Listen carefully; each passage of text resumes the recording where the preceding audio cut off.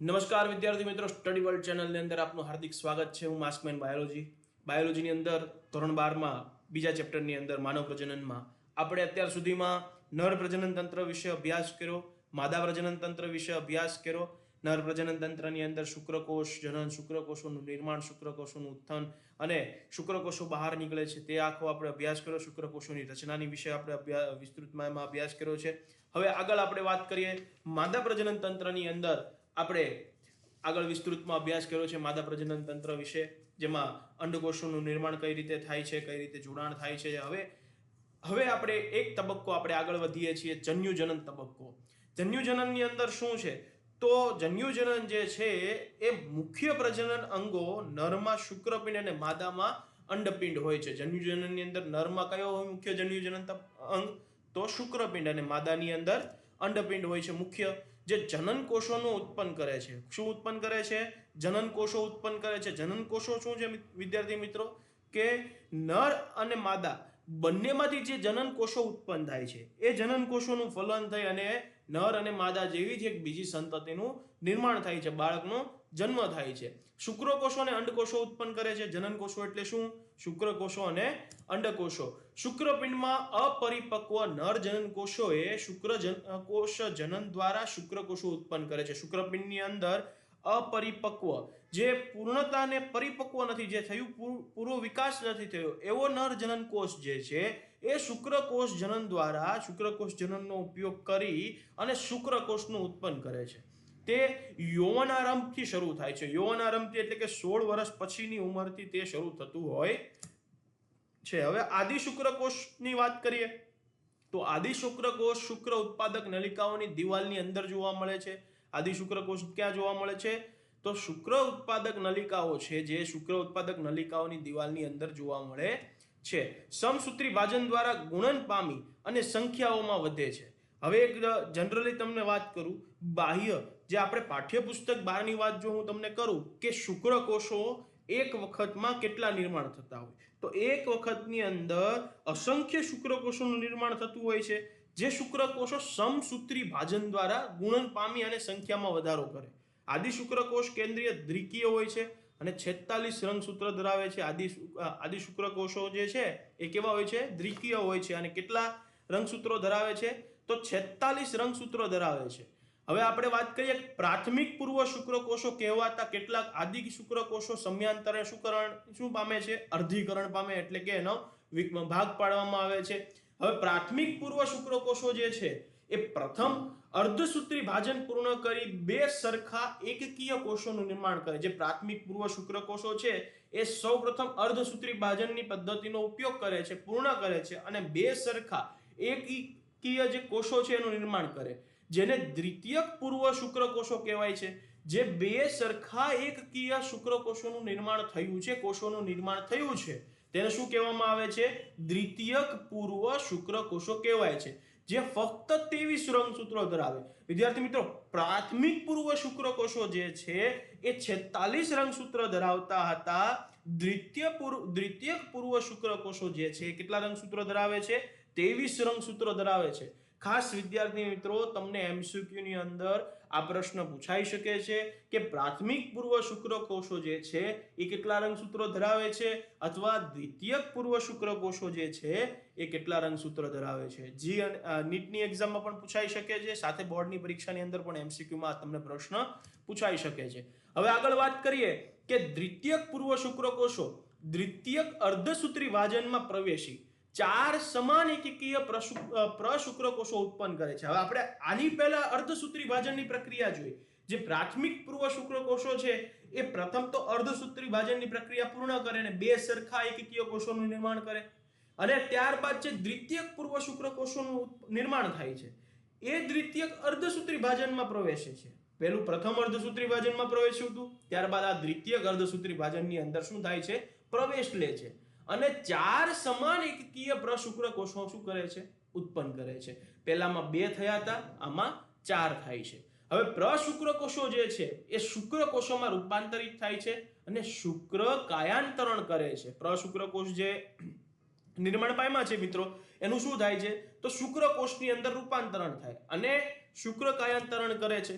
હવે શુક્રકાયાંતરણ બાદ શુક્રકોષોનું શીટ સર્ટોલી કોષમાં અંતઃસ્થાપિત થાય છે અને અંતે શુક્ર ઉત્પાદક નલિકામાંથી શું થાય છે? મુક્ત થાય છે. આ પ્રક્રિયા શુક્રકોષ મુક્ત થવાની ક્રિયા છે. હવે મિત્રો અત્યાર સુધી તમે જે જોઈ એ નરની અંદરથી જે શુક્રકોષો છે એ મુક્ત કઈ રીતે થાય છે?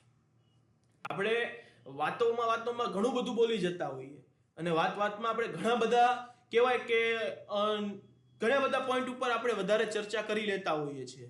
અને ખુલ્લીને કહું તમને બધાને તો શુક્રકોષો એટલે કે સ્પર્મ, વીર્ય, હવે એનું જે સ્ખલન થતું હોય એ મુક્ત થવાની જે ક્રિયા છે એ આખી આપણે આ જોઈ.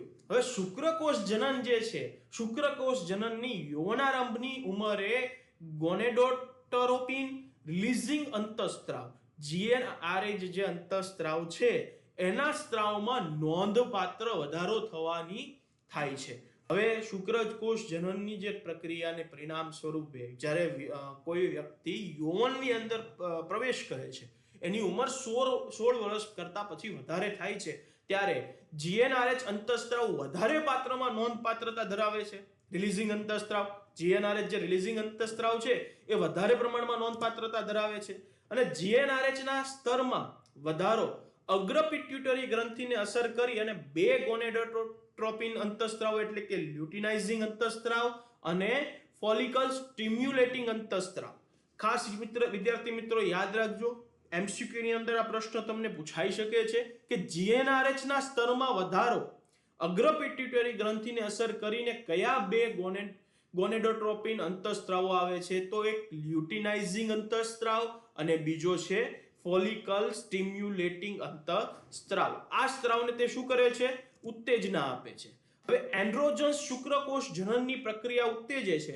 FHH જ્યારે કહેવાય કે એન્ડ્રોજનની જે પ્રક્રિયા છે એ શુક્રકોષ જનનની પ્રક્રિયાની અંદર શું કરે છે? વધારો કરે છે. શુક્રકોષ જનનની જે પ્રક્રિયા છે, જે શુક્રકોષોનું નિર્માણ કરે છે, જે શુક્રકોષોની અંદર વૃદ્ધિ કરાવે છે, અર્ધીકરણ, સંભાજન, વિકાસ અને પરિણામ સ્વરૂપે ગુણન કરી અને જે શુક્રકોષનું નિર્માણ થાય છે એ પ્રક્રિયાને ઉત્તેજે છે.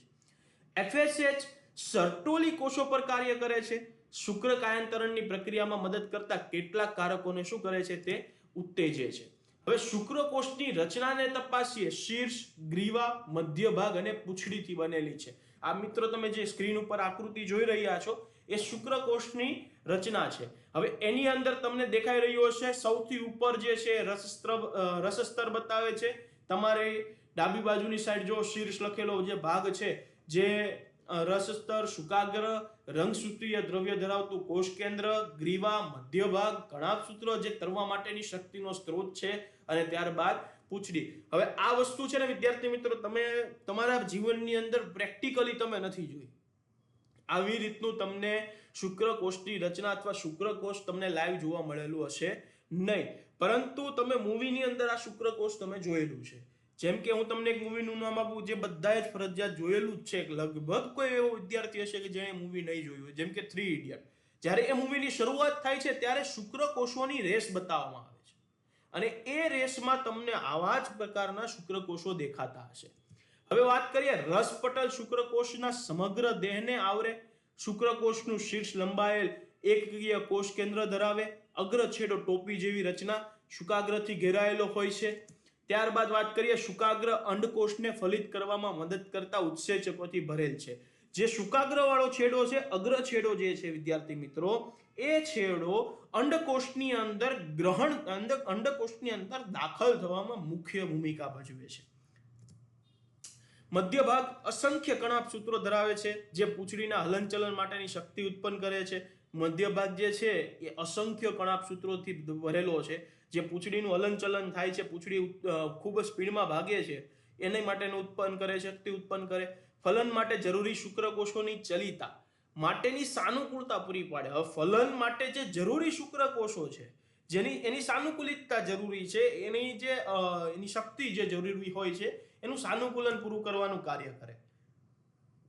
મિત્રો મૈથુન દરમિયાન પુરુષ લગભગ 200 થી 300 મિલિયન જેટલા શુક્રકોષોનો ત્યાગ કરે છે.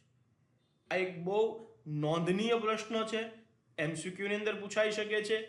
જ્યારે પુરુષ મૈથુન પ્રક્રિયા કરે છે, પ્રજનન પ્રક્રિયા કરે છે, એક વખત પ્રજનન પ્રક્રિયાની અંદર પુરુષમાંથી 200 થી 300 મિલિયન જેટલા શુક્રકોષોનો ત્યાગ થાય છે. એટલે બાથરૂમ બગાડવું નહીં, ખાસ મિત્રો. ત્યારબાદ સામાન્ય પ્રજનન ક્ષમતા માટે ઓછામાં ઓછા 60% શુક્રકોષો સામાન્ય આકાર છે. શું કહેવાય છે કે સામાન્ય જે પ્રજનન ક્ષમતા છે એમાં ઓછામાં ઓછા 60% શુક્રકોષોનો કેવો આકાર છે? સામાન્ય આકાર, અને કદમાં હોવું જોઈએ.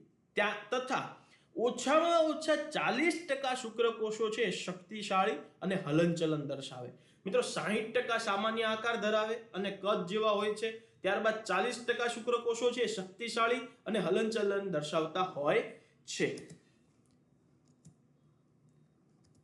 શુક્ર ઉત્પાદક નલિકાઓમાંથી મુક્ત થતા શુક્રકોષો સહાયક નલિકાઓ દ્વારા વહન પામે. હવે શુક્ર ઉત્પાદક નલિકાની વાત કરીએ, એમાંથી જે શુક્રકોષ મુક્ત થાય છે એ શુક્રકોષ સહાયક નલિકાઓ દ્વારા શું થાય છે? વહન થાય છે. શુક્રકોષોની પરિપક્વતા અને ગતિશીલતા માટે અધિવૃષણ નલિકા, શુક્રવાહિનીઓ, શુક્રાશય અને પ્રોટેસ્ટા ગ્રંથિઓ સ્ત્રાવ આવશ્યક છે. શુક્રકોષની પરિપક્વતા અને ગતિશીલ જે એની જે ઝડપ છે એની ગતિશીલતા માટે કેટલી વસ્તુ અનિવાર્ય છે? તો એક અધિવૃષણ નલિકા, બીજું શુક્રવાહિનીઓ, ત્રીજું શુક્રાશય અને ચોથું છે પ્રોટેસ્ટા ગ્રંથિ આવશ્યક છે. શુક્રાશય રસ શુક્રકોષો સાથે મળી વીર્ય બનાવે છે. શુક્રાશય રસ જે છે એ કોની સાથે ભેગો મળી વીર્ય બનાવે છે? તો શુક્રકોષો સાથે ભેગો મળી અને વીર્યની રચના કરે છે. ત્યારબાદ નર સહાયક પ્રજનન નળીઓ અને ગ્રંથિઓના કાર્યોનો નિયમન શુક્રપિંડીય અંતઃસ્ત્રાવો દ્વારા થાય છે. નર સહાયક પ્રજનન નળી છે અને એની જે ગ્રંથિ છે એ કાર્યોનું નિયમન કોના દ્વારા મારફતે થાય છે? તો શુક્રપિંડીય અંતઃસ્ત્રાવ જે છે એના મારફતે થાય છે. શુક્રાશય રસ શુક્રકોષો સાથે મળી વીર્ય બનાવે. નર સહાયક પ્રજનન નળીઓ ગ્રંથિઓના કાર્યોનો નિયમન અને શુક્રપિંડ અંતઃસ્ત્રાવો દ્વારા થાય છે. હવે આ તમે વાત કરી શુક્રાશયની, તમને સંપૂર્ણ મેં માહિતી આપી. શુક્રકોષો કઈ રીતે પોતાનું નિર્માણ થાય? શુક્રકોષો એક વખત પુરુષ જ્યારે પ્રજનન કરે છે, જ્યારે મૈથુન કરે છે, તો તે દરમિયાન કેટલા પ્રમાણમાં શુક્રકોષો ઉત્પન્ન, વીર્ય કેટલા પ્રમાણમાં નીકળતો, જેથી 200 થી 300 મિલિયન જેવું પ્રમાણ બતાવ્યું. હવે વાત કરીએ આપણે અંડપિંડ, અંડકોષોનું નિર્માણ.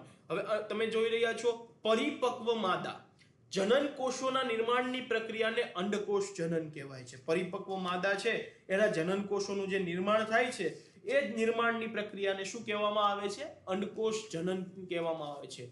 સ્પષ્ટપણે વાત કરીએ તો શુક્રકોષ જનનથી જુદી પડે છે. આ જે પ્રક્રિયા છે શુક્રકોષ જનનથી શું થાય છે? જુદી પડે છે. હવે આગળ વાત કરીએ ગર્ભ વિકાસ દરમિયાન અંડકોષ જનનની શરૂઆત. જ્યારે ગર્ભનો વિકાસ થતો હોય છે વિદ્યાર્થી મિત્રો, ત્યારે જે અંડકોષ જનનની શરૂઆત થતી હોય, ગર્ભીય અંડપિંડમાંથી લાખો જનન માતૃકોષો નિર્માણ પામે છે. ગર્ભીય અંડપિંડ છે એમાંથી લાખોની સંખ્યામાં માતૃકોષો શું થાય છે? નિર્માણ પામતા હોય છે. હવે આગળ વાત કરીએ કે જન્મ બાદ વધારાના આદિપૂર્વ અંડકોષો નિર્માણ પામતા નથી, ઉમેરાતા પણ નથી. એક વખત લાખોની સંખ્યામાં જે જનન કોષો નિર્માણ થયા ત્યારબાદ એમાં ઉમેરો થતો નથી. આગળ કહીએ તો કોષ વિભાજન પામવાનું શરૂ કરે અને અર્ધીકરણની પૂર્વ અવસ્થા 1 માં પ્રવેશે. હવે શું થયું કે કોષ વિભાજનની શરૂઆત થઈ. અંડપિંડની અંદર જે અંડકોષોનું નિર્માણ થાય છે એ અંડકોષોના નિર્માણમાં કોષ વિભાજનની પ્રક્રિયાની શું થઈ છે? શરૂઆત થઈ છે અને અર્ધીકરણની પૂર્વ અવસ્થા 1 માં પ્રવેશ કરે છે. અર્ધીકરણની કઈ અવસ્થાની અંદર પ્રવેશ કરે છે? પૂર્વ અવસ્થા 1 માં. હંગામી ધોરણે આ અવસ્થામાં અવરોધિત રહે, જેને પ્રાથમિક પૂર્વ અંડકોષ કહેવાય. હંગામી ધોરણે છે ને જ્યારે આ અવસ્થાની અંદર તે શું રહે છે? અવરોધિત રહે છે, એને પ્રાથમિક પૂર્વ અંડકોષ કહેવામાં આવે છે. દરેક પ્રાથમિક પૂર્વ અંડકોષ ત્યારબાદ ગ્રંથીય કોષોના સ્તર દ્વારા ઘેરાય અને તેને પ્રાથમિક પુટિકા કહેવાય. હવે દરેક પ્રાથમિક પૂર્વ અંડકોષ જે છે ત્યારબાદ શું થાય? ગ્રંથીય કોષો જે છે એના કોષોના સ્તર દ્વારા શું કરે છે? ઘેરાવો કરે છે અને તેને પ્રાથમિક પુટિકા કહેવાય. બાજુની આકૃતિની અંદર તમે પ્રાથમિક પુટિકાની રચના જોઈ રહ્યા છો, જેની અંદર તમને ખ્યાલ આવશે કે પ્રાથમિક પુટિકા જે છે એ અંડકોષ છે એની ફરતે આખો ઘેરાવો કરે છે. ત્યારબાદ મોટી સંખ્યામાં આ પુટિકાઓ જન્મથી યૌવનારંભ અવસ્થા દરમિયાન વિઘટન પામે. મોટી સંખ્યાની અંદર આ પુટિકા જ્યારે જન્મ થાય છે, જન્મથી યૌવન આરંભ જે છે ત્યાં સુધીમાં શું થતું હોય છે? વિઘટન પામતું હોય છે. યૌવન આરંભની દરેક અંડપિંડમાં ફક્ત 60,000 થી 80,000 પ્રાથમિક અંડપુટિકા બાકી રહે છે. જ્યારે યૌવન આરંભ થાય છે ત્યારે દરેક અંડપિંડની અંદર કેટલી પુટિકાઓ રહે છે? 60,000 થી 80,000 પુટિકા. પ્રાથમિક પુટિકાઓ જે છે એ ગ્રંથીય કોષો અને નવા ઘણા સ્તરોથી આવૃત હોય. આની અંદર જે આપણે વાત કરીએ કે પ્રાથમિક પુટિકા જે છે એ ગ્રંથીય કોષો અને ઘણા નવા સ્તરોથી શું હોય છે? આવૃત, જેને દ્વિતીયક પુટિકાઓ પણ કહેવામાં આવે છે. હવે વાત કરીએ મિત્રો કે દ્વિતીયક પુટિકા તરત જ તૃતીયક પુટિકામાં ફેરવાય કે જે એન્ટ્રમ કહેવાતી પ્રવાહી ભરેલ ગુહા ધરાવે. દ્વિતીયક પુટિકા જે છે એ તરત જ તૃતીયક પુટિકાની અંદર ફેરફાર થાય છે, જે એન્ટ્રમ કહેવાતી પ્રવાહી ભરેલ ગુહા ધરાવે છે. અંદરનું સ્તર અંતઃ આવરણમાં અને બહારનું સ્તર બાહ્ય આવરણમાં ફેરવાય છે. પુટિકાને દ્વિતીયક પુટિકા છે એની અંદરનું સ્તર જે છે એ અંતઃ આવરણની અંદર, જ્યારે બહારનું જે સ્તર છે એ બાહ્ય આવરણની અંદર ફેરવાય છે. તૃતીયક પુટિકામાંનો પ્રાથમિક પૂર્વ અંડકોષ કદમાં વૃદ્ધિ કરે છે. તૃતીયક પુટિકામાંનો પ્રાથમિક પૂર્વ અંડકોષ છે એ કદની અંદર શું કરે છે? વૃદ્ધિ કરે, વિકાસ કરે છે અને તે અર્ધીકરણનું પ્રથમ વિભાજન પૂર્ણ કરે.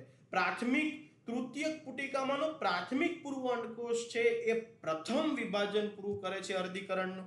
મોટા કદનું એકકીય દ્વિતીયક પૂર્વ અંડકોષ અને નાના કદનું પ્રાથમિક ધ્રુવકાય નિર્માણ પામે છે.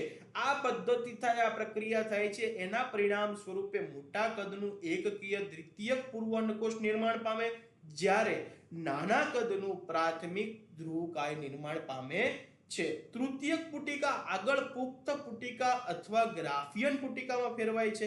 હવે તૃતીયક પુટિકા જે છે એ આગળ જતા પુખ્ત પુટિકા અથવા ગ્રાફિયન પુટિકાની અંદર શું થાય છે? ફેરફાર થાય છે. તમે બાજુની આકૃતિની અંદર ગ્રાફિયન પુટિકા તમે જોઈ શકો છો.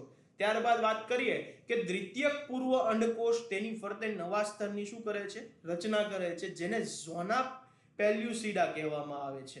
દ્વિતીયક પૂર્વ અંડકોષ જે છે એ એની ફરતે એક નવા સ્તરની રચના કરે, જેને ઝોના પેલ્યુસિડા કહેવાય છે. હવે ગ્રાફિયન પુટિકા જે છે એના તૂટવાથી અંડપિંડમાંથી દ્વિતીયક પૂર્વ અંડકોષો મુક્ત થાય છે. ગ્રાફિયન પુટિકા છે એનું ભંગાણ થાય અને એ ભંગાણના પરિણામ સ્વરૂપે અંડપિંડમાંથી દ્વિતીયક પૂર્વ અંડકોષો મુક્ત થાય અને આ પ્રક્રિયાને શું કહેવાય છે? અંડપાત કહેવાય છે. આ પ્રક્રિયાના પરિણામ સ્વરૂપે શું હોય છે? કે અંડપાત થતો હોય છે. આની અંદર તમે એ છે શુક્રકોષ જનન અને બી જે છે અંડકોષ જનનની તમે આખી રચના જોઈ રહ્યા છો, જેમાં જ્યારે 23 કોષ દીઠ રંગસૂત્રોની સંખ્યા દર્શાવેલી છે. આદિ શુક્રકોષ હોય અને જ્યારે ભ્રૂણીય જીવન એટલે પ્રાથમિક પૂર્વ અંડકોષ હોય ત્યારે 46 ની રંગસૂત્રતા હોય છે, જે સમવિભાજન અને શુક્રકોષ જનનની અંદર વાત કરીએ કે સમવિભાજન અને વિભેદીકરણના પરિણામ સ્વરૂપે પ્રાથમિક પૂર્વ શુક્રકોષમાં નિર્માણ પામે અને તેમાં પ્રથમ અર્ધીકરણની જ્યારે પ્રક્રિયા પૂર્ણ થાય છે ત્યારે દ્વિતીય પૂર્વ શુક્રકોષો નિર્માણ થાય અને તેના રંગસૂત્રો કેટલા હોય છે? 23 હોય છે. અને 23 રંગસૂત્રોમાં દ્વિતીય અર્ધીકરણની પાછી પ્રક્રિયા થાય અને પ્રશુક્રકોષોનું નિર્માણ થાય અને પ્રશુક્રકોષોના રંગસૂત્રોની સંખ્યા કેટલી હોય છે? 23 હોય છે, જે વિભેદીકરણ કર્યા બાદ શુક્રકોષ બને છે. આ યૌવન આરંભ વખતે હોય છે ત્યારે 46 રંગસૂત્રો હોય છે. જ્યારે વિભેદીકરણ કરી અને શુક્રકોષોનું નિર્માણ થતું હોય છે ત્યારે શુક્રકોષના નિર્માણ સમયે કેટલાની સંખ્યામાં હોય છે રંગસૂત્રો? 23 ની સંખ્યામાં. તે જ રીતે અંડકોષ જનનની વાત કરીએ કે જનન માતૃકોષો સમવિભાજન વિભેદીકરણ કરી અને પ્રાથમિક પૂર્વ અંડકોષોનું નિર્માણ કરે છે. જે પ્રાથમિક પૂર્વ અંડકોષોનું નિર્માણ થાય છે ત્યારે રંગસૂત્રની સંખ્યા કેટલી હોય છે? 46 હોય છે. ત્યારે પ્રથમ અર્ધીકરણ અંડપાત પહેલા પૂર્ણ થાય. પ્રથમ અર્ધીકરણ છે કેના પહેલા પૂર્ણ થાય છે? અંડપાત પહેલા પૂર્ણ થાય. જ્યારે દ્વિતીયક પૂર્વ અંડકોષોનું નિર્માણ થાય છે ત્યારે પણ રંગસૂત્રોની સંખ્યા કેટલી હોય છે? 23 હોય છે. ત્યારબાદ દ્વિતીયક ધ્રુવકાય, પ્રાથમિક ધ્રુવકાય ના પરિણામ સ્વરૂપે જે અંડકોષ નિર્માણ પામે છે ત્યારે અંડકોષના નિર્માણ સમયે પણ તેની રંગસૂત્રતા કેટલી હોય છે? 23 હોય છે. જેમાં ભ્રૂણીય જીવન, ત્યારબાદ જન્મ, બાલ્ય અવસ્થા, યૌવનારંભ, પાછું શું થાય છે? પુખ્તનું પ્રજનન માટેનું જીવન. આ આખી તમને જે જનનની પ્રક્રિયા છે, શુક્ર જનનની જે પ્રક્રિયા છે, અંડકોષ જનન, શુક્રકોષ જનનની જે પ્રક્રિયા છે જન્યુજનન તબક્કા વિશે આખી તમને સંપૂર્ણ આમાં માહિતી આપી છે. હવે આપણે આગળ વાત કરીએ વિદ્યાર્થી મિત્રો, તો ઋતુચક્ર. જે આ ઋતુચક્ર જે છે એ સ્ત્રીઓની અંદર ખાસ પ્રમાણમાં તમને જોવા મળતું હોય છે. સ્ત્રીઓ માટેનું ખાસ છે ઋતુચક્રની જે પ્રણાલી છે, ઋતુચક્રની જે વિશે વિગતવાર વાત છે એ તમામ સ્ત્રીઓમાં તમને આ જોવા મળતું હોય છે. જેમાં વાત કરીએ તો માદા પ્રાઇમેટ, ઉદાહરણ તરીકે વાનર, એપ્સ અને માનવ, માદા પ્રાઇમેટમાં જોવા મળતા પ્રજનન ચક્રને ઋતુચક્ર કહેવાય. માદા પ્રાઇમેટની અંદર જે પ્રજનન ચક્ર જોવા મળે છે એ પ્રજનન ચક્રને શું કહેવામાં આવે છે? ઋતુચક્ર કહેવામાં આવે છે. પ્રથમ ઋતુચક્રની શરૂઆત યૌવનારંભમાં, જેને રજોદર્શન કહેવાય છે. સૌ પ્રથમ વખત સ્ત્રી એટલે કે જે સૌ પ્રથમ વખત માદાની અંદર ઋતુચક્રની શરૂઆત થાય છે જ્યારે યૌવનારંભની શરૂઆત થાય છે કે 16 વર્ષની ઉંમર જ્યારે થાય છે ત્યારે તેમાં પ્રથમ વખત ઋતુચક્રની શરૂઆત થાય છે, જેને રજોદર્શન કહેવાય છે.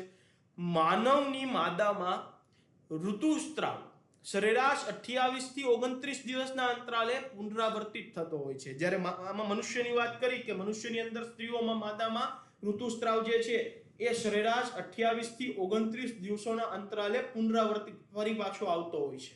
અને પ્રથમ ઋતુસ્ત્રાવથી બીજા ઋતુસ્ત્રાવ વચ્ચેની ઘટનાને શું કહેવામાં આવે છે? ઋતુચક્ર કહેવાય છે. ઋતુચક્ર કોને કહેવામાં આવે છે? પ્રથમ ઋતુસ્ત્રાવથી બીજી વખત જ્યારે ઋતુસ્ત્રાવ આવે છે તેની જે આખી ઘટના છે એ ઘટનાને ઋતુસ્ત્રાવ કહેવામાં આવે, ઋતુચક્ર કહેવામાં આવે છે. ઋતુચક્રની મધ્યમાં એક અંડકોષ મુક્ત થાય છે. ઋતુચક્રની મધ્યની અંદર એક અંડકોષ મુક્ત થાય છે અને ઋતુચક્રની મધ્યમાં જે એક અંડકોષ મુક્ત થાય છે એના પરિણામ સ્વરૂપે ચક્રની શરૂઆત ઋતુસ્ત્રાવ તબક્કાથી થાય. તે સમયે ઋતુસ્ત્રાવ થાય છે અને 3 થી 5 દિવસો સુધી આ ચાલે છે. નોમિનલ ઓછામાં ઓછા 3 દિવસ સુધી રજોદર્શન હોય અને વધારેમાં વધારે 5 દિવસ સુધી આ સ્ત્રાવ ચાલતો હોય છે. ચક્રની શરૂઆત ઋતુસ્ત્રાવ તબક્કાથી થાય, સમય ઋતુસ્ત્રાવ થાય ત્યારે 3 થી 5 દિવસ સુધીનો લંબાયેલો હોય છે. ઋતુસ્ત્રાવ એ ગર્ભાશયનું અંતઃસ્તર અને તેની રુધિર વાહિનીઓના તૂટવાને પરિણામે નિર્માણ પામતું પ્રવાહી છે કે જે યોનિ માર્ગ મારફતે ક્યાં નીકળે છે? શરીરની બહાર નીકળતું હોય છે. ઋતુસ્ત્રાવ એ જનરલી શું છે?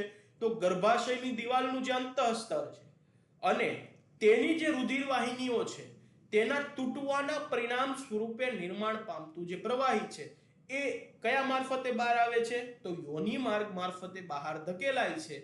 તે ઋતુસ્ત્રાવ ત્યારે જ જોવા મળે છે જ્યારે મુક્ત થતો અંડકોષ ફ્લિટ હોતો નથી. ઋતુસ્ત્રાવનો અભાવ ગર્ભધારણની સૂચક નિશાની છે. જો કોઈને ઋતુસ્ત્રાવ ન આવે તો તે એવું કહી શકાય કે ગર્ભ હોઈ શકે છે. એવું નહીં કે કમ્પલસરી છે જ, પણ આવું બની શકે છે કે ગર્ભધારણની નિશાની છે. આ સિવાય આવું થવાનું બીજું પણ ઘણા કારણ છે, જેમ કે તણાવ, ટેન્શન હોવું અથવા નબળું સ્વાસ્થ્ય, શરીર સારું ન હોવું, સ્વાસ્થ્ય ખરાબ હોવું, બીમાર રહેવું, આ પણ હોઈ શકે છે. ઋતુસ્ત્રાવ તબક્કા બાદ પુટ્ટકીય તબક્કો આવે છે. જે ઋતુસ્ત્રાવનો તબક્કો પૂર્ણ થાય એટલે પુટ્ટકીય તબક્કાની શરૂઆત થાય છે. પુટ્ટકીય તબક્કાની અંદર વાત કરીએ, તમે હાલમાં જે રચના જોઈ રહ્યા છે ઋતુચક્ર દરમિયાન વિવિધ ઘટનાઓ દર્શાવતી રેખાકૃતિ છે. એમાં હું તમને સમજાવું તો જો 1, 2, 3, 4 દિવસ સુધી તમને રજોદર્શન દેખાડાશે. પછી 5મા દિવસથી રજોદર્શન નહીં, 5મા દિવસથી 28 દિવસ સુધી રજોદર્શન છે નહીં, પાછું 29મા દિવસે પાછું નવા ચક્રની શરૂઆત થાય છે. એમાં ઋતુસ્ત્રાવ, ત્યારબાદ પુટ્ટકીય તબક્કો, પ્રસર્જિત તબક્કો, લ્યુટિયલ તબક્કો, સ્ત્રાવિત તબક્કો અને પાછું નવા ચક્રની શરૂઆત. ગર્ભાશય ઘટનાઓ કઈ રીતે હોય તો અંડપિંડીય અંતઃસ્ત્રાવોનો સ્તર, અંડપિંડીય ઘટનાઓ, પ્યુબર્ટી, અંતઃસ્ત્રાવોની સ્તર. હવે આમ પ્રોજેસ્ટેરોન અને ઇસ્ટ્રોજન અને પ્રોજેસ્ટેરોન ખાસ આની અંદર ભાગ ભજવતા હોય છે. હવે જો વિકાસશીલ પુટિકા દર્શાવી છે, વિકાસશીલ પુટિકા ધીરે ધીરે પુખ્ત પુટિકામાં નિર્માણ પામે, અંડપાત કરે છે, અંડપાત કરી વિકાસશીલ કોપર્સ લ્યુટિયમ નું નિર્માણ કરે. કોપર્સ લ્યુટિયમ જે છે વિઘટિત કોપર્સ લ્યુટિયમમાં નિર્માણ પામે એટલે કે એના ભાગ પડે છે. અને ત્યારબાદ પિટ્યુટરીના અંતઃસ્ત્રાવોનો સ્તર FSH અને LH ના અંતઃસ્ત્રાવોનું સ્તર કઈ રીતે હોય છે તેનું દેખાડવામાં આવ્યું છે. વાત કરીએ તો અંડપિંડમાંની પ્રાથમિક પુટિકાઓ જે છે વૃદ્ધિ પામી સંપૂર્ણ વિકસિત ગ્રાફિયન પુટિકામાં ફેરવાય છે. અંડપિંડની અંદર જે પ્રાથમિક પુટિકા છે સંપૂર્ણપણે વિકાસ પામી અને ગ્રાફિયન પુટિકાની અંદર શું થતું હોય છે, તેમાં ફેરબદલી થતી હોય છે. હવે ગર્ભાશયનું અંતઃસ્તર પ્રસાર દ્વારા પુનઃસર્જન થાય. હવે ગર્ભાશયનું અંતઃસ્તર અને તેની રુધિરવાહિનીઓના ભંગાણને લઈને જે સ્ત્રાવ થયો એટલે પાછું ગર્ભાશયનું જે અંતઃસ્તર છે શું થાય છે, પુનર્નિર્માણ થાય. પાછું સ્તર બનાવવું પડે ને. જેમ આપણે કોઈ મકાન તોડીએ અથવા મકાન તૂટે છે તો એ મકાન પાછું ઊભું તો કરવું પડે ને, કારણ કે એમાં રહેવાનું છે. હવે એ જ રીતે ગર્ભાશયની વાત છે. ગર્ભાશયની દિવાલ અંતરનું સ્તર છે એ તૂટે છે તો પાછું એ સ્તર બનવું તો જોઈએ, કારણ કે ત્યાં બાળકને ગર્ભનું સ્થાપન થવાનું છે અને બાળકનો વિકાસ થાય અને બાળકનો જન્મ થવાનો છે. એટલા માટે ખાસ કરીને ગર્ભાશયનું અંતઃસ્તરની જરૂરિયાત તો પડે જ તે. એ રીતે ગર્ભાશયનું અંતઃસ્તર છે શું થાય છે, પુનઃસર્જન થાય છે. હવે અંડપિંડીય વાત કરીએ. અંડપિંડ અને ગર્ભાશયના આ ફેરફારો પિટ્યુટરી અને અંડપિંડીય અંતઃસ્ત્રાવોની માત્રામાં થતા ફેરફારો દ્વારા પ્રેરાય છે. આ ફેરફારો કોની માત્રામાં ફેરફાર થાય છે એના દ્વારા પ્રેરાતા હોય છે. તો અંડપિંડીય અંતઃસ્ત્રાવોની માત્રા તથા તેમાં થતા ફેરફારો દ્વારા પ્રેરિત હોય છે. હવે ગોનેડોટ્રોપિન્સ LH અને FSH નો સ્ત્રાવ પુટિકીય તબક્કા દરમિયાન ક્રમશઃ વધે. કોનો સ્ત્રાવ પુટિકીય તબક્કા દરમિયાન વધે છે, તો LH અને FSH એટલે કે ગોનેડોટ્રોપિન્સ અંતઃસ્ત્રાવ. હવે પુટિકીય વિકાસ તેમજ વિકસિત પુટિકાઓ દ્વારા થતા ઇસ્ટ્રોજન્સના સ્ત્રાવને ઉત્તેજે છે. કોના સ્ત્રાવને? ઇસ્ટ્રોજન્સના સ્ત્રાવને ઉત્તેજે છે. કોપસ લ્યુટિયમ મોટા જથ્થામાં પ્રોજેસ્ટેરોનનો સ્ત્રાવ કરે, જે ગર્ભાશયના અંતઃસ્તરની જાળવણી માટે આવશ્યક છે. ગર્ભાશયના અંતઃસ્તરની જાળવણી માટે આવશ્યક હોય એવું કોણ છે? તો કોપસ લ્યુટિયમ એ કોનો સ્ત્રાવ કરે છે? તો પ્રોજેસ્ટેરોનનો સ્ત્રાવ કરે છે. હવે વાત કરીએ વિદ્યાર્થી મિત્રો ગર્ભાશયનું અંતઃસ્તર ફલિત અંડકોષોના સ્થાપન અને ગર્ભધારણની અન્ય ઘટનાઓ માટે જવાબદાર છે. ગર્ભાશયનું જે અંતઃસ્તર છે એ કેની માટે જવાબદાર છે? તો ફલિત અંડકોષોનું સ્થાપન થાય છે અને સાથે સાથે ગર્ભધારણની અન્ય ઘટનાઓ થઈ છે તેના માટે તે શું છે? જરૂરી છે. હવે વાત કરીએ કે ગર્ભધારણ દરમિયાન ઋતુચક્રની બધી જ ઘટના અટકી જતી હોય છે. ગર્ભધારણ જ્યારે થાય છે તે દરમિયાન ઋતુચક્રની જે પણ ઘટનાઓ છે એ ઘટનાઓ શું થતી હોય છે? અટકી જતી હોય છે. ફલન ન થવાથી સ્થિતિમાં કોપસ લ્યુટિયમ વિઘટિત થાય અને કારણે ગર્ભાશયનું અંતઃસ્તર વિઘટન પામે. ફલન નથી થયું તેની સ્થિતિની અંદર શું નિર્માણ થાય છે? તો કોપસ લ્યુટિયમનો શું થાય છે? વિઘટિત થાય છે અને તેના કારણે શું થતું હોય છે? ગર્ભાશયનું જે અંદરનું સ્તર છે વિઘટન પામે અને ઋતુસ્ત્રાવ થવાની નવા ચક્રની તે નિશાની છે. માનવમાં ઋતુચક્ર 50 વર્ષની ઉંમરે શું થઈ જતું હોય છે? બંધ થઈ જતું હોય છે, જેને મેનોપોઝ કહેવાય છે. માનવની અંદર 50 વર્ષની જે ઉંમર થાય એટલે ઋતુચક્રનો સ્ત્રાવ છે એ બંધ થઈ જાય છે, જેને મેનોપોઝ કહેવાય છે. ચક્રીય ઋતુસ્ત્રાવ સામાન્ય પ્રજનન તબક્કાનું સૂચન કરે છે અને રજોદર્શન અને મેનોપોઝ વચ્ચે લંબાયેલું હોય છે. ચક્રીય જે છે કોની વચ્ચે? રજોદર્શન અને મેનોપોઝ વચ્ચે લંબાયેલું હોય છે. બીજી વસ્તુ વિદ્યાર્થીનીઓ માટે ખાસ, મારે જે યુટ્યુબ ચેનલના માધ્યમથી જે પણ વિદ્યાર્થીનીઓ જોઈ રહેલ છે આ પ્રકરણ આપણે અભ્યાસ કરીએ છીએ, એમાં ખાસ આ જ્યારે ટોપિક આવ્યો છે ત્યારે હું તમને એનસીઆરટીના માધ્યમથી, એનસીઆરટી બુકના જે માધ્યમ દ્વારા તમને જે એક સજેશન છે એની વાત કરું તો માસિક સ્ત્રાવ દરમિયાન સફાઈ અને સ્વચ્છતાની જાળવણી કરવી ઘણી અગત્યની છે. તમારી પોતાની જાતને નિયમિત રીતે સ્નાન કરીને સ્વચ્છ રાખવી, ઘરે બનાવેલ પેડ અને સેનેટરી નેપકિનનો ઉપયોગ કરવો, જરૂરિયાત પ્રમાણે પ્રત્યેક 4-5 કલાક પછી સેનેટરી નેપકિન જે છે ઘરે બનાવેલ જો 4-5 કલાક પછી સેનેટરી નેપકિન કે ઘરે બનાવેલ પેડને બદલવા, વપરાયેલા સેનેટરી નેપકિનનો નિકાલ યોગ્ય રીતે કાગળમાં વીંટાળીને કરવો અને વપરાયેલા નેપકિનને ખુલ્લા વિસ્તારમાં કે શૌચાલયની ગટરની પાઇપલાઇનમાં નિકાલ કરવો નહીં. નેપકિનનો ઉપયોગ કર્યા પછી હાથ સાબુથી ધોવા. ખાસ મિત્રો કેમ? તો આપણા શરીરની જે ગંદકી બહાર નીકળતી હોય છે, જે બેક્ટેરિયા જમ્સ હોય, આપણે નેપકિન બદલતા હોઈએ તો એના જે જમ્સ બેક્ટેરિયા છે આપણા હાથ પર આવે અને પાછો આપણે ખોરાક ગ્રહણ કરીએ અથવા ગમે ત્યાં અટતા હોય તો એ બેક્ટેરિયા આપણા શરીરમાં દાખલ થાય પાછા અને પાછી બીમારીનું ઘર થાય. એ બધું થાય એ માટે ખાસ. અને એવું નહીં કે આ વસ્તુ એક જ, કોઈ પણ વસ્તુ વિદ્યાર્થી મિત્રો તમે ક્યાંય બહારથી આવ્યા હો અને જમવા બેસતા હો તો હાથ ધોવા જોઈએ.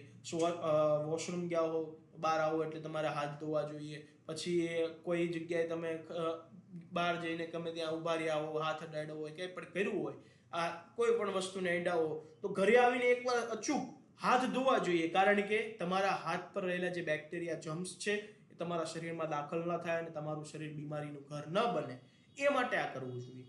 મિત્રો ખાસ હજી આપણે ઘણા બધા રસપ્રદ ટોપિક ઉપર વાત કરવાની છે, તો આ માટે વિદ્યાર્થી મિત્રો એક જ તમને ગાઈડન્સ આપું છું, તમારા મિત્રોને પણ સ્ટડી વર્લ્ડ ચેનલ સબસ્ક્રાઇબ કરાવો, ફોલો કરાવો, શેર કરો, લાઈક કરો અને ચેનલ સાથે જોડાયેલા રહો. અવનવા વિડીયો, અભ્યાસને લગતા તમને અવનવા વિડીયો આ ચેનલ ઉપર અપલોડ થશે. સાથે જ તમને કંઈક જાણવાની જે મનોઉત્સુકતા હશે, એ મનોઉત્સુકતાના વિડીયો પણ તમને આ સાથે તમને જોવા મળશે. એટલે વિદ્યાર્થી મિત્રો, આપણો અહીંયા લેક્ચર પૂર્ણ કરીએ છીએ. નેક્સ્ટ લેક્ચરની અંદર આપણે આગળના ટોપિકો લઈશું. સાથે હજી આપણે ઘણું બધું આગળ રસપ્રદ છે, પરીક્ષાને લગતા અમુક પ્રશ્નો જે આવશે એ પ્રશ્નોનું પણ સોલ્યુશન કરવાનું છે. તો નેક્સ્ટ ટોપિકમાં જ્યારે આપણે નેક્સ્ટ લેક્ચરમાં આપણે નેક્સ્ટ ટોપિક લઈએ એ પહેલા તમામ વિદ્યાર્થી મિત્રોને વિનંતી છે જે જોઈ રહ્યા છે વિડીયો, કે જો ચેનલને સબસ્ક્રાઇબ ન કરી હોય તો ચેનલ સબસ્ક્રાઇબ કરી દો, લાઈક કરો, તમારા પરિવારમાં, તમારા મિત્ર વર્તુળની અંદર જે કોઈ પણ ધોરણ 12 ની અંદર વિજ્ઞાન પ્રવાહની અંદર અભ્યાસ કરતા હોય તો તે તમામ મિત્રોને ચેનલ શેર કરજો, જોડજો. કારણ કે પરીક્ષાની અંદર વિદ્યાર્થી મિત્રો ખાસ યાદ રાખજો, પરીક્ષાની અંદર તમારે તમારું ઈચ્છિત પરિણામ લાવવું છે તો સ્ટડી વર્લ્ડ તમારી સાથે 24/7 પરીક્ષા સમય પર હાજર છે. પરીક્ષા સમય પર ખાસ સાંભળજો વિદ્યાર્થી મિત્રો, પરીક્ષા સમય ઉપર સ્ટડી વર્લ્ડ ચેનલ 24/7 વિદ્યાર્થીઓ માટે હાજર છે, જેમાં મોસ્ટ આઈએમપી ક્વેશ્ચનો સોલ્વ થશે, મોસ્ટ એલિજિબલ પેપરો સોલ્વ થશે અને ઘણા બધા તજજ્ઞો શિક્ષકો દ્વારા તમને પેપરોનું સોલ્યુશન પણ આપવામાં આવશે. એટલે વિદ્યાર્થી મિત્રો ખાસ વિનંતી છે, સ્ટડી વર્લ્ડ ચેનલને બને એટલું તમારા મિત્ર વર્તુળની અંદર, પરિવારોની અંદર જે પણ કોઈ 12મા ધોરણમાં વિજ્ઞાન પ્રવાહમાં આ વર્ષે માર્ચ 2025 ની બોર્ડની પરીક્ષા આપવાનું હોય તો તેને સબસ્ક્રાઇબ કરાવો, શેર કરો, લાઈક કરો અને ફોલો કરો. ધન્યવાદ.